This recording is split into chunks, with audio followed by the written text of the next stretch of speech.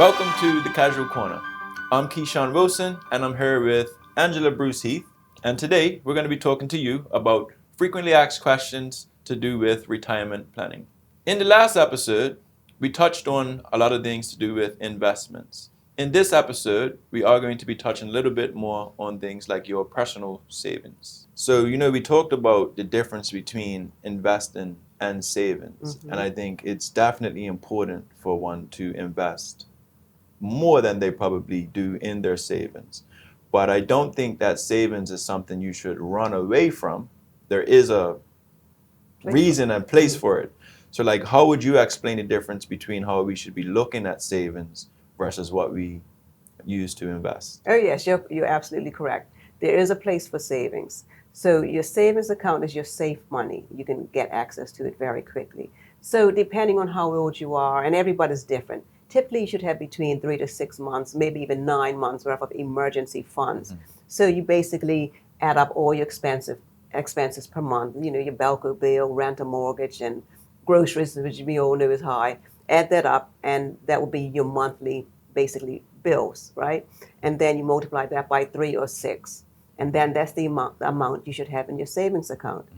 Everything else you would want to invest because, again, your money's just sitting there, not getting any interest. And then you can pay your regular bills with your salary, right? So you pay your bills with your salary, you leave your emergency funds there, and then the rest you can invest. Now, as we know in Bermuda, you're putting 10%, right? It's mandatory 10%. That's a little bit. You can't live over 10%, even though it's going to grow depending on how young you are and you start. But that 10%, that's mandated by law. Actually, you can put more in there. You should probably be putting 20, 25, 30% extra. So that extra is what we call voluntary funds. So that's not what we call locked in, which means you do have access to it, but you're putting more money into your investments, and eventually it's going to grow. And then when you get to retirement, you'll be pretty well off. No one has ever retired and said, I regret making those additional voluntary contributions. Yeah, absolutely. You have to try to make the most of things. I mean, I've always looked at pension like an excellent concept. Now you kind of heard people say, oh, my pension's not enough. Or but when you really think about the concept, one, you're investing 5% of your salary. The company that you're with is then giving you an extra 5%. So at the very least, you're going to have more than what you've contributed. Yes. So it's a concept that I think it's a win-win for Absolutely. most people. And I think the education piece that we touched can kind of shed light and empower people to understand it better, for sure. Yes, that 10% that we put in, that was the best thing the government could actually do for people. Came into effect the year 2000. It was great. At first, people complained they didn't want to do it. That's my money. I can do what I should be able to do what I want to do.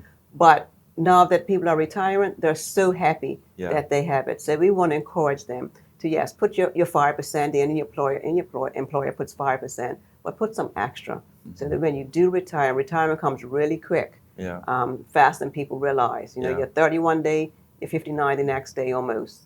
And then you need a lot because people are living longer, right? So people 65, it's not unusual to hear people get to age 100.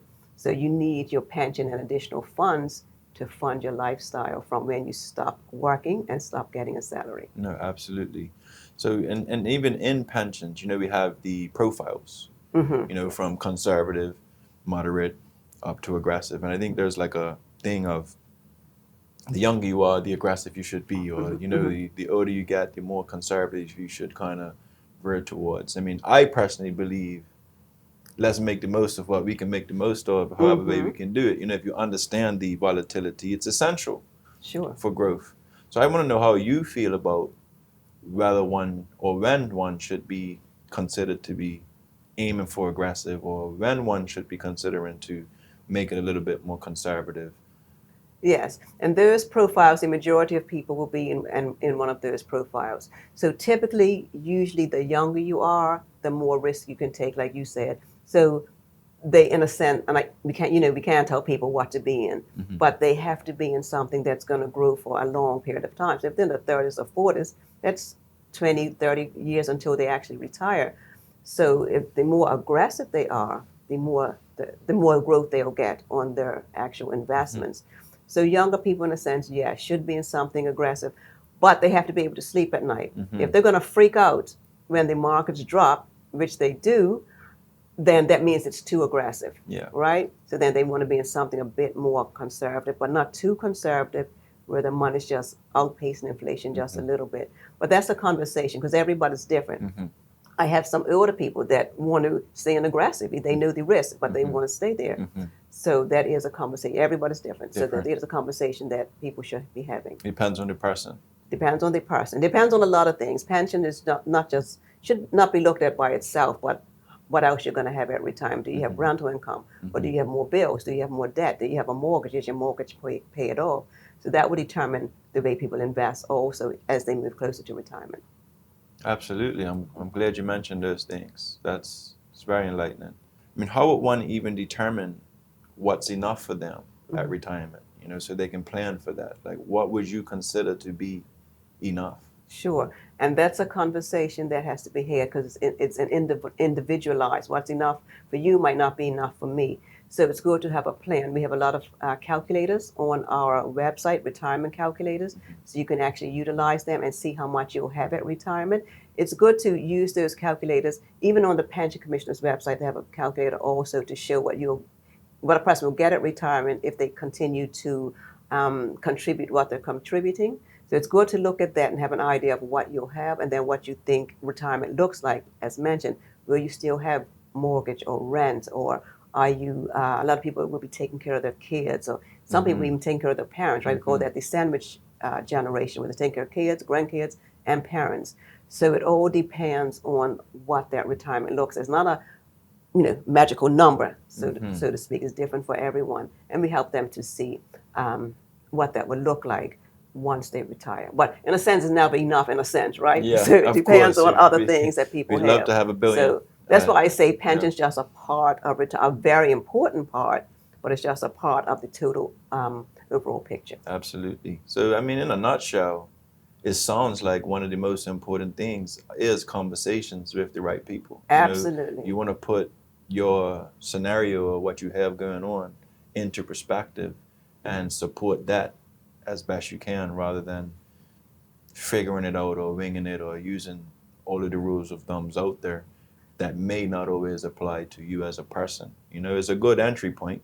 Yes. But the conversations are sounding like where, things are really happening. Right. Sure. The conversations is where you start, having thought, being aware of your pension, being aware that if you live, you're going to retire. Eventually, you're going to retire. And you need a plan. And you mentioned the word wing it. Some people wing it during their 30s, 40s, even early 50s, and then 59 or 60 knocks on the door, and they're freaking out because then they're really paying attention. Absolutely. And then I don't say it's too late, but it can be too late if there's no other income. So you want to take advantage of when you first get in the workforce, start making money, start investing, putting your money in some type of investment. Start it young.